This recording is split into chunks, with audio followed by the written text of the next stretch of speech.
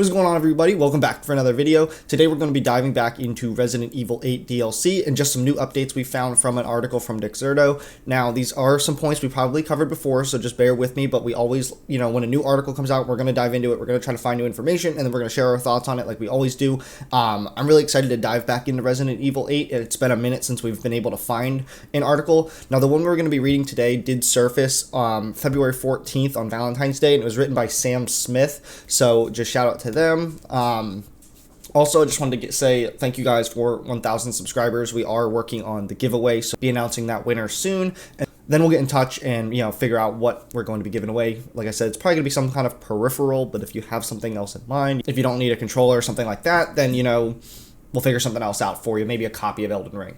But without further ado, let's get right into this article. If you guys enjoyed the video, please be sure to smash the thumbs up button. Consider subscribing here if you guys haven't already and want to stay up to the date with the latest gaming news, and turn on that notification bell so you guys never miss an upload here. So like I said, the article we have today is from Dexerto, and it was published on February 14th and then updated on February 14th as well, like about an hour, 15 minutes later from when it went live. But the article is Resident Evil Village, DLC, rumors, possible setting, and characters. After the success of Resident Evil Village, DLC seems inevitable, but what will this entail? Let's examine what we know about our next visit to the lichen-infested hamlet. Resident Evil Village, the 8th main chapter in the Resident Evil series, ended up by wrapping up many plot points, some of which existed in Resident Evil 1. However, like any good sequel, it created a whole load of new questions, and fans will eagerly want answers. The good news is Capcom confirmed that Resident Evil Village DLC is indeed coming during their E3 2021 presentation, although they've not said when or what it will look like. Let's examine every morsel of information to predict when Resident Evil Village DLC is most likely to come out and what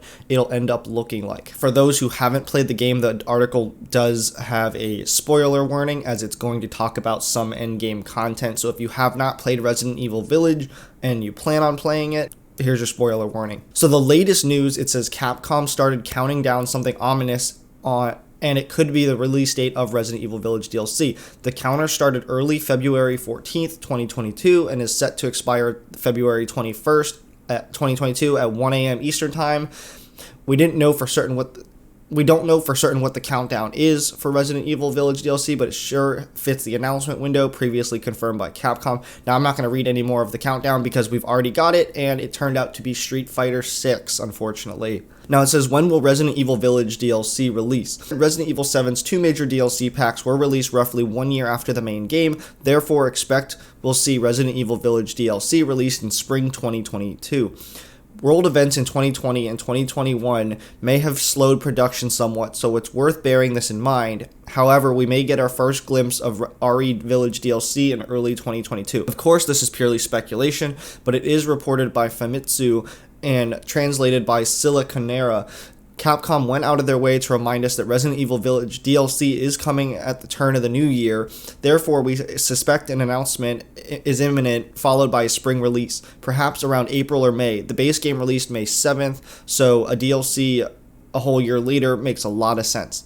And it says the game has won a lot of Game of the Year awards for 2021, so Capcom will want to announce the DLC while it's still fresh in people's minds. Then it says, what will the Resident Evil Village DLC look like? There are several possibilities when considering what Resident Evil Village DLC will look like. Most of this has to do with the time period and setting. Any story DLC is likely to be set elsewhere as the village was destroyed during the game's ending. However, the village itself was the star of the game in many ways. So DLC could serve as a prequel to the events of RE Village or could occur concurrently. Resident Evil 7 had two major story DLCs. The first was a direct continuation of the game's events, while the second was set somewhat later in Not a Hero DLC. Chris Redfield rescued Ethan and Mia, then went after the villain Lucas Baker.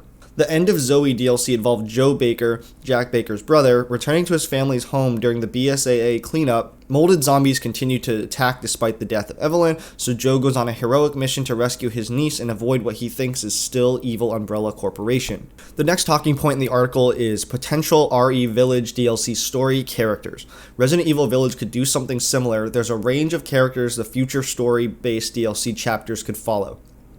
Chris Redfield. Chris is the last escaping the exploding village with his team, along with Mia and Rose Winters. He is visibly mourning Ethan and regretting his part in the events that unfolded. What's worse, his former employer, the BSAA, used bioweapons to fight against Mother Miranda and her minions. Chris is not too pleased about this. A DLC chapter could continue Chris's adventure, seeing him confront the BSAA in Europe and get to the bottom of what's happened. This could tie up loose ends from Resident Evil 6, 7, and Village and set the scene for Resident Evil 9. Rose Winters. After the credits, Resident Evil Village rolls, there's a time jump to a now grown-up Rose Winters visiting her father's grave, although we don't have any actual confirmation that Ethan's body was ever recovered from the crater that was once the village. After paying her respects, Rose then gets into a truck and threatens her handler when he makes an insensitive joke about her history. It becomes clear Rose is considered a bioweapon and is under SWAT team and sniper surveillance. She tells the agent that she can do things not even Chris Redfield knows about, implying her powers are more potent than they realize. They then drive off and appear to stop when approached by a figure resembling Ethan in the distance. This could be setting up Resident Evil 9 or a possible story DLC. However, this seems to be set years after Chris confronts the BSAA. Our guess is that this is alluding to a sequel rather than the future RE Village content. This is unless Rose has aged rapidly as Evelyn did. After all, Rose gets her powers from Evelyn's mold. Mia Winters. Players took control of Mia for a portion of Resident Evil 7. The character is trapped in a cell for most of Resident Evil Village, but the developer could build a DLC chapter around her. We know from RE7 that Mia is formidable in combat and has military training. If she escaped her cell, she could have caused some sort of trouble for Mother Miranda. This is just one possibility for story content that would allow the developers to reuse assets from the game and continue to set it in the village, and it could also offer some tantalizing lore drops and insights into the game's villain. This is especially true if Miranda stalks and taunts and escape Mia before recapturing her. If Capcom decides to take a heavy action approach, then we could get to play as Chris's team, the Hound Wolf Squad. The Hound Wolf Squad weren't in the game for very long, but there's certainly scope to flesh the characters out some more. Each member made quite an impression, with the banter between them was entertaining. This would also allow the developers to set the DLC back in the village. The BSAA. The BSAA turns up towards the end of Resident Evil Village and starts shooting Miranda's minions. But why are they there? And why are Chris and his team displeased by the arrival and keen to avoid them, especially if they're there to help? A DLC chapter could explain these things in even more detail. The BSAA's role in earlier games was to fight bioterror, and Chris was a leading member. What's happened since Resident Evil 7 to make him sour on them? Could the BSAA have very different, potentially murderous thoughts on how to deal with the Winters family? We also don't know if Chris's former STARS allies still work for the BSAA. So if that, then characters like Jill Valentine and Barry Burton could return in the BSAA-themed DLC chapter. Lady Dimitrescu. Lady D was the breakout star of Resident Evil Village. Capcom was surprised by her popularity during the early trailers. After this, they focused on a lot of their marketing around her. Some fans were disappointed that Lady D was killed off so early into the game's story. Despite the obvious reasons for the internet's infatuation with her, being stalked around her castle by her was some of Resident Evil Village's most memorable gameplay. It wouldn't be a surprise then if Capcom brought her back for the DLC. Ada Wong, Elena, and others. Some of the early Resident Evil concept art saw series regular Ada Wong dressed up as a plague doctor, suggesting that she was originally going to be in the game. DLC could focus on reusing these assets and giving Ada a mission during the game's events. Resident Evil 2, 4, and 6 all saw Ada Wong doing her own thing in the background. She did interact with the protagonist at times in these games. Another DLC is the origins of the mold outbreak in the village. Elena seems an obvious candidate for this. The DLC could see Elena going about her everyday village life as lichens and zombies start to appear and kill her neighbors. If Capcom decides to do any heavy action DLC, this could be more of a survival horror focus. Capcom have confirmed that Resident Evil Village will receive free DLC when discussing the company's plans for the future. Capcom's executive officer said in a report, "We will drive our customer management to understand the playing trends and preferences of users while also building a business model for online operations, taking into account the situation of our free DLC for such titles as Monster Hunter Rise and Resident Evil Village." This will be welcome news to Resident Evil Village fans. Those who played Resident Evil 7 will remember that the game's first major DLC pack, Not a Hero, was also free. It featured Chris Redfield's final confrontation with Lucas Baker and took much more action-heavy approach than Ethan's adventure. Resident Evil 7's second DLC, End of Zoe, however, did come at a modest fee. so it remains to be seen if any future Resident Evil DLC after the free one will eventually come at a premium. However, fans eager for more Resident Evil Village can look forward to not having a splash of any cash the next time they enter the dreaded village. So that's going to do it for the article from Dexerto. It had really good information in there. I think the breakdown of all the different characters we could see in the DLCs, and it's just really cool how Resident Evil set itself up. Like, a lot of this content could really be used to bridge the gap between Resident Evil 8 and 9, and then also just use, potentially 2 story DLCs.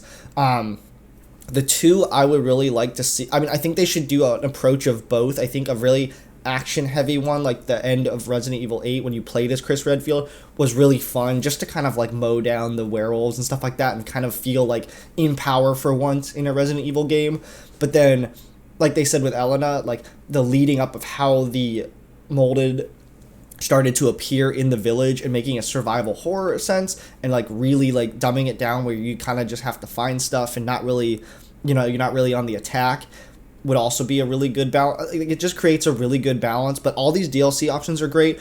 I really think, at the 1 year mark, we're going to see this DLC, as it's like, if they're reusing, like, say, Ada Wong, that's a reuse of something they just didn't put in the game, so it shouldn't have a very long development life cycle. And it's like, how big is this Resident Evil Village DLC going to even be that it takes more than a year to put out? And with them announcing it last year during the summer at E3, and then with the details about it being free around like November, and then at the New Year mark, they did reassure people that they will see it in early spring. So we're kind of bridging, that gap towards the DLC, and we're going to keep covering it here on the channel. So just make sure you guys have the notifications on so you can stay up to date with all the Resident Evil Village DLC news, as well as coverage on Resident Evil 9 as we get details.